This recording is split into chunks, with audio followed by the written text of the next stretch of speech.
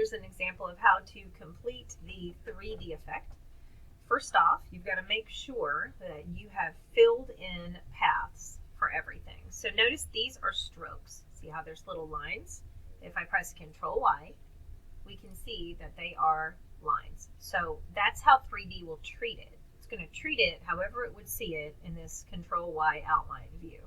And I don't want it to treat it as little tiny lines. I want it to be as little circles. So I'm going to press Control Y again, and this means I need to expand.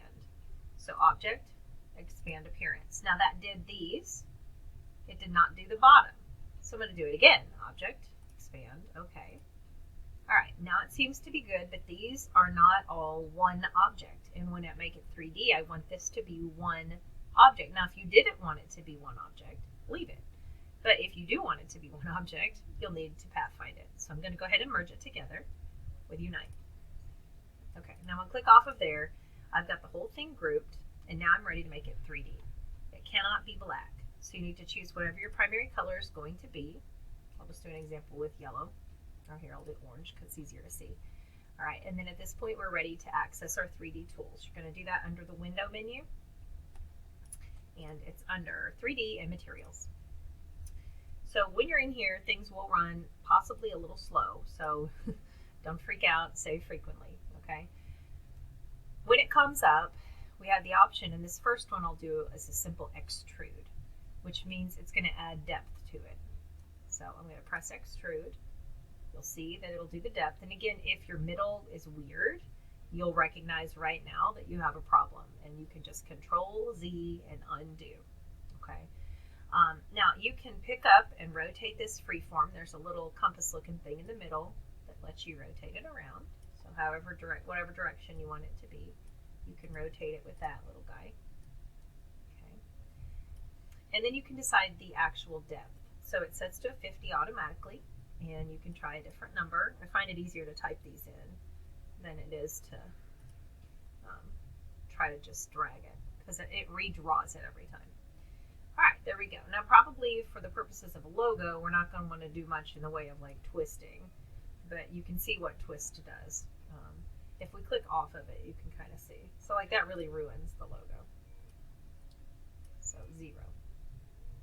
Okay, and then there is an option here for a cap off, which gives you a hollow appearance. Probably also not what we're going to want to do. We'll leave our cap on.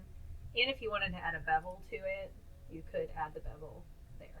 And then there's options to change those as well. I don't like the bevel, so I'm going to take it off. But anyway, this would give me a basic 3D logo. Like right here, I'd be done with this logo. So that's just simple 3D.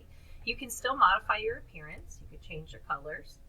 You can also mess with lighting and change the way light hits it, change the intensity and the rotation of the light, which direction it's coming from, and all that. So you can play with a lot of these different things as well. You can diffuse the light so it's not so harsh, change the direction. There's also materials. The base material is fine. Adobe does have other materials in here. But these will be very difficult to render and probably aren't going to look very good because they're not going to be in your color palette. Okay, so I would stay away from those and just stick with your default base material for the most part. And that way you can utilize just your color that you want. If you need to get rid of the 3D altogether, over here in your appearance on the properties panel where it says FX, 3D, and materials, there's a trash can over here. You can just trash it. And then that will start you right back to where you began. Object, Extrude. And then wait a second. And that's it. So you just get it to the depth that you want, rotate it around how you want it, and then you have a 3D logo.